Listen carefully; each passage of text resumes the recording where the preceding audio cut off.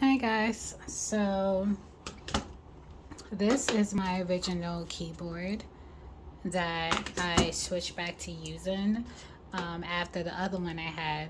Insert the clip. It just wasn't working out for me, even though it was able to connect to 3 different devices, just like my Microsoft mouse.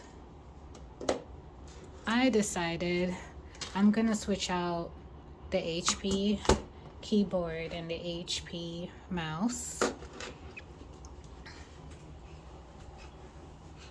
with this one right here. So this lovely keyboard is the Logi MX mechanical keyboard, and there is the possibility of 1, 2, 3 devices.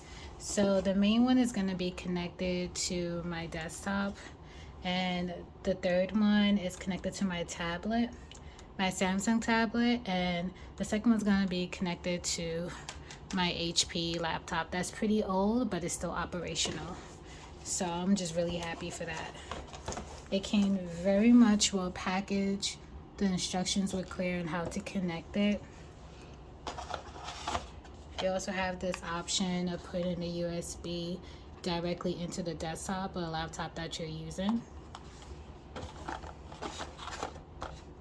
And of course, the other option is Bluetooth.